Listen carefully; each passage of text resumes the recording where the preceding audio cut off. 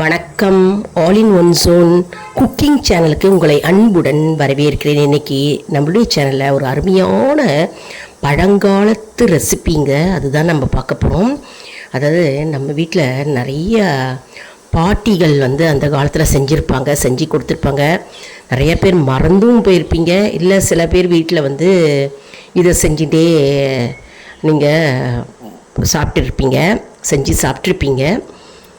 இது சில பேருக்கு தெரியாமல் இருக்கலாம். ஆனால் நம்மளுடைய சேனலில் நம்ம இப்போ அந்த காலத்து ரெசிபி டக்குன்னு ஈஸியாக நம்ம செஞ்சிடலாம். என்ன டிஃபன் பண்ணுறதுன்னு யோசிக்கும்போது டக்குன்னு செஞ்சிடலாம். நம்ம சேனலை சப்ஸ்கிரைப் பண்ணிக்கோங்க. சரி வாங்க, இப்போ நம்ம வீடியோக்குள்ளே போகலாம்.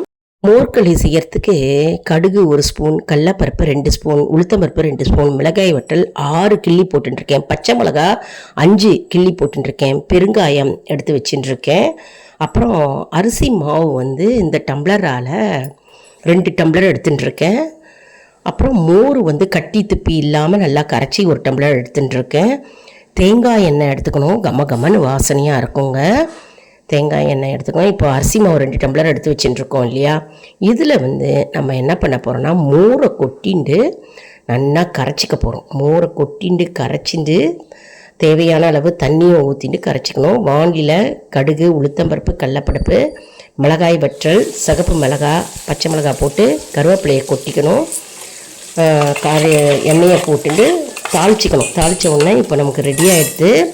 அதாவது மோரையும் ஊற்றி தண்ணியும் ஊற்றி கரைச்சி வச்சுட்டுருக்கோம் இல்லையா அரிசி மாவு, பச்சை அரிசி மாவு, அதை நல்லா இதில் போட்டு நம்ம கலரி கொடுத்துட்டே வரணுங்க. அதாவது தேங்காய் எண்ணெய் போட்டுக்கணும். தேங்காய் எண்ணெய் போட்டு தான் நான் தாளிச்சுட்டுருக்கேன். நல்லா தாராளமாகவே தேங்காய் எண்ணெய் விட்டுக்கலாம்.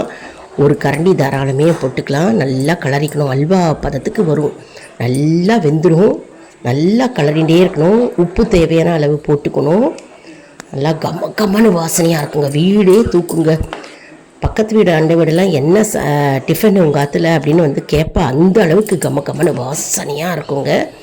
அந்த காலத்து ரெசிபி இது, பாட்டி காலத்து ரெசிபி. நல்லா வீக்கெண்டில் சாட்டர்டே சண்டே செய்யலாம். டக்குன்னு எப்போயாவது டிஃபன் பண்ணணும் அப்படின்னு தோணுச்சுன்னா இட்லி தோசை எல்லாமே இதை பண்ணி கொடுக்கலாம். குழந்தைகள் விரும்பி சாப்பிடுவா. பாருங்கள், ரெடியாக எடுத்து அப்புறம் இதை எடுத்துகிட்டு நம்ம எண்ணெய் தடவின பிளேட்டில் இதை கொட்டிட்டு கத்தியால் கேக் மாதிரி கட் பண்ணிக்கலாம். ஸ்கொயராக கேக் மாதிரி கட் பண்ணிட்டு குழந்தைகளுக்கு கொடுக்கலாம். நல்லா சாப்பிடுவா. எல்லோரும் ரொம்ப பிடிக்கும், எல்லாருக்குமே பிடிக்கும், விரும்பி சாப்பிட்ற ஒரு மோர்களி இது. அதாவது சாப்பிடும்போது கடலப்பருப்பு, உளுத்தம்பருப்புலாம் நடுவில் கடிப்படும். அதுக்கப்புறம் பச்சை மிளகா காரம் இருக்கும், புளிப்பு டேஸ்ட் இருக்கும். அதாவது மோர் போட்டுருக்கோம் இல்லையா, லேசாக உப்பு வேற போட்டுருக்கோம், எல்லாம் போட்டுருவோம். ஒரே சூப்பர் டேஸ்ட்டாக இருக்குங்க.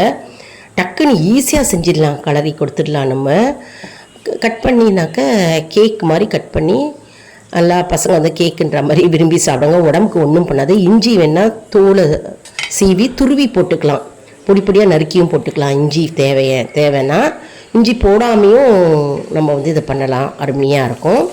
இப்போ கலரின்னு இருக்கோம் பாருங்கள். இது அல்வா பதத்தில் இந்த மாதிரி கலரின்னு இருக்கும். அப்புறம் உருட்டி போட்டுக்கலாம். ரவுண்டாக வட்டமாக உருட்டிக்கலாம். உருட்டிட்டு இது கொழுக்கட்டை மாதிரி உருட்டிக்கலாம். இது அந்த மாதிரி உருட்டிக்கலாம். இது பிரசாதத்துக்கு சுவாமிக்கு நைவேத்தியம் பண்ணி டக்குன்னு இது உருண்டை பண்ணி நம்ம கோவிலுக்கு நைவேத்தியம் பண்ணி எல்லாருக்கும் டிஸ்ட்ரிபியூட் பண்ணலாம். இது பாருங்கள், இது ஸ்கொயராக நம்ம எடுத்தது, கட் பண்ணது. இது இன்னொன்று உருட்டினது, ரவுண்டாக உருட்டினது. 2 வகையிலையும் நம்ம செய்யலாம். அல்வா மாதிரியும் நம்ம எடுத்து தனியாக வச்சுக்கலாம்.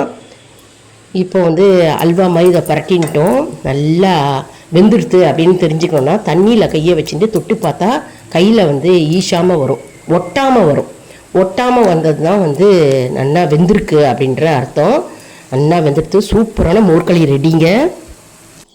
அதாவது நமக்கு அரிசி மாவு இருந்தால் போகிறோம், டக்குன்னு ஈஸியாக செஞ்சிடலாங்க. எப்போவுமே நம்ம அரிசியை நல்லா வெயிலில் காய வச்சுட்டு அப்படின்லாம் லேசாக வாண்டியில் பரட்டிண்டு நம்ம அரிசி மாவாக மிஷினில் கொடுத்து அரைச்சி எடுத்துன்னு வந்துடலாம். அப்படி இல்லைன்னா ரெடிமேட் அரிசி மாவு இருக்குது இல்லையா, அந்த அரிசி மாவுலையும் நீங்கள் பண்ணலாம். அதாவது உங்களுக்கு தேவைக்கு ஏற்ப 1 கப்போ இல்லை 2 கப்போ எடுத்துக்கலாம். உங்கள் ஃபேமிலியில் எவ்வளோ பேர் இருக்காலோ அவ்வளோ பேருக்கு ஏற்ற மாதிரி நீங்கள் அரிசி மாவு போட்டுக்கலாம். அதாவது 2 கப்பு நான் போட்டுருக்கேன்.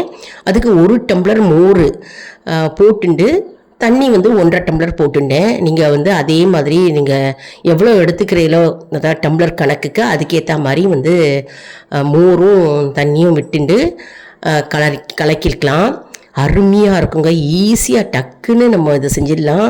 அரிசி மாவுலேயே நிறைய ரெசிபிஸ் இருக்குது. நிறையா நான் வந்து குக்கிங் சேனலில் வந்து நிறையா வீடியோஸ் அப்லோடு பண்ணியிருக்கேன். போய் பார்த்து பலனடைவீர்கள்.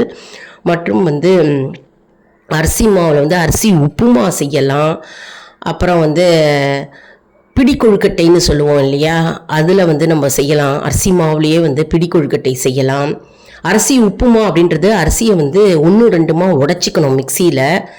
அது ஈஸியாக செய்யலாம். இது வந்து அரிசி மாவில் மோர் களி அப்படின்னு சொல்லுவோம். இது மோர் களி அப்படின்னா ரொம்ப ஈஸியாக வெறும் தாளித்து கொட்டிக்க போகிறோம். அப்புறம் இந்த அரிசி மாவில் வந்து மோரும் தண்ணியும் கலந்து மோர் விட்டுண்டு நம்ம இந்த கலரி கொடுத்துட்டாலே நமக்கு ரெடி ஆகிடும். நல்லா பந்து மாதிரி கிடைக்குங்க. எல்லாருக்கும் உருட்டை பண்ணி பெரிய பெரிய பால்ஸாகவும் உருட்டை பண்ணலாம். இப்போ நான் சின்ன சின்னதாக உருட்டை பண்ணியிருக்கேன் பார்த்தீங்களா. இது வந்து கோவிலில் பிரசாத நைவேத்தியம் பண்ணிவிட்டு நம்ம வந்து சின்ன சின்ன உருட்டியாக கொடுக்கலாம். அப்படி இல்லைன்னா வந்து பெரிய பெரிய பால்ஸாகவும் இதை உருட்டலாம்.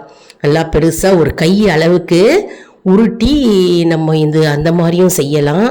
அருமையாக இருக்கும். அந்த பச்சை மிளகா, சிகப்பு மிளகா, அந்த டேஸ்ட்டு, காரம், உப்பு, புளிப்பு எல்லாம் சேர்ந்துருக்கும் போது நடுவில் அந்த கடலப்பருப்பு, உளுத்தம்பருப்பு டேஸ்ட்டு சூப்பராக இருக்கும். வேணும்னா வேர்க்கடலையை வந்து வறுத்து அதில் போட்டுக்கலாம் உங்களுக்கு வேணும்னா. ஆனால் வேர்க்கடலைலாம் தேவையே இல்லை, இது போட்டுட்டாலே போகிறோம். அப்புறம் வந்து மோர் மிளகா இருக்குது பார்த்தீங்களா. மோர் மிளகா இருந்தால் படுச்சோறுங்க. மோர் மிளகா என்கிட்ட இப்போ இல்லை, அதனால் நான் போடலை. ஆனால் மோர் மிளகா போட்டுக்கணும். போட்டுட்டா ஒரு 2 கிள்ளி போட்டுட்டாலே போகிறோம். செம்ம டேஸ்ட்டு. இதுக்கு ஈக்குவல் எந்த டிஷ்ஷுமே கிடையாது அப்படின்னே சொல்லலாங்க. எல்லாருமே விரும்பி சாப்பிடுங்க. அவ்வளோ பெரிய உருண்டையை வச்சுட்டு சின்ன குழந்தையிலேருந்து பெரியவா வரைக்கும் அப்படி விரும்பி சாப்பிட்ற ஒரே டிஃபன் இதுன்னே சொல்லலாம். மோர்களின்னு டிஃப்ரெண்ட்டாக இருக்கும், நாக்குக்கும் டிஃப்ரெண்ட்டாக இருக்கும். எப்போ பார்த்தாலும் தோசை, இட்லி, சப்பாத்தி, பூரி, உப்புமா அப்படின்னு இல்லாமல் மோர்களி அப்படின்றது டிஃப்ரெண்ட்டாக இருக்கும். அதாவது அந்த காலத்து பழங்காலத்து ரெசிபிலாம் நம்ம வந்து மறந்து போயிடுறோம். நிறைய பேர் தெரியாமையும் இருக்குது, நிறைய பேருக்கு தெரியாது இல்லையா. இது நிறைய பேருக்கு ஷேர் பண்ணுங்க. தெரியாதவங்கெல்லாம் இது வந்து தெரிஞ்சுக்கிட்டோம், அவங்களும் செய்வாங்க இல்லையா. செஞ்சு பாருங்கள், கண்டிப்பாக செஞ்சு பார்த்துட்டு நீங்கள் இங்கே இந்த வீடியோவுக்கு வந்து கமெண்ட் பண்ணுங்கள் எப்படி இருந்தது அப்படின்னு சொல்லுங்கள். ரொம்ப ஈஸிங்க. அரிசி மாவு பேக்கெட் இருந்தாலே டக்குன்னு பண்ணிடலாம். இப்போது கோவிலுக்கு நம்ம பிரசாதமாக செய்யலாம், வீட்லேயும் வந்து சுவாமிக்கு நெய்வேத்தியமாக பண்ணலாம். என்ன பண்ணுறது, என்ன பிரசாதம் பண்ணுறது அப்படின்னு யோசிப்போம் இல்லையா. சக்கரை பொங்கல், பாயசம், வடை அந்த மாதிரியே பண்ணியிருக்கோமேன்ட்டு இது டிஃப்ரெண்ட்டாக இருக்கும். பண்ணி நம்ம வந்து ஈஸியாக டிஸ்ட்ரிபியூட் பண்ணுறதுக்கு டக்குன்னு ஈஸியாக பிரசாதம் ரெடி ஆகிடும். நம்ம பண்ணி நம்ம எல்லாருக்கும் கொடுக்கலாம். வீட்லேயும் வந்து நம்ம கொடுக்கலாம், கோவில்லையும் நம்ம வந்து டிஸ்ட்ரிபியூட் பண்ணி இதை கொடுக்கலாம். நிறைய அரிசி மாவு ரெசிபீஸ் வந்துகிட்டே இருக்குங்க நம்ம சேனலில். அதாவது சப்ஸ்கிரைப் பண்ணிவிட்டு ரெகுலராக பார்க்குறவங்களுக்கு இது தெரிய வரும். புதுசாக நம்ம சேனலில் பார்க்குறவங்களுக்கு சப்ஸ்கிரைப் பண்ணிவிட்டு பாருங்கள். அப்போ தான் உங்களுக்கு வந்து எல்லா வீடியோஸும் உங்களுடைய மொபைலில் வந்து நோட்டிஃபிகேஷனாக தெரிய வரும். மற்றும் நம்ம சேனலில் வந்து நிறைய டிவோஷனல் சாங்ஸ் இருக்குது. அப்புறம் ஒரு வரி மந்திரம் இருக்கிறது. அதாவது எந்தெந்த நாளுக்கு என்னென்ன பூஜைகள் செய்யணும், அப்புறம் எந்தெந்த நாளுக்கு என்னென்ன விளக்கு ஏற்றணும், அப்புறம் எந்தெந்த எண்ணெய் யூஸ் பண்ணணும் நம்ம அப்படின்றது நிறைய வந்து சுவாரஸ்யமான அற்புதமான வீடியோஸ் எல்லாம் வந்து கொண்டே இருக்கிறது. ஏற்கனவே நாங்கள் அப்லோடு பண்ணியிருக்கோங்க. மற்றும் தேவாரம் பாடல்கள், திருவாச பாடல்கள், சிவன் கூட்டு பிரார்த்தனை பாடல்கள், முருகன் பேரில் வந்து திருப்புகழ், அப்புறம் நிறைய பக்தி பாடல்கள் மற்றும் மந்திர ஜபங்கள் எல்லாமே அப்லோடு பண்ணியிருக்கோங்க. போய் பார்த்து பலனடைவீர்கள்.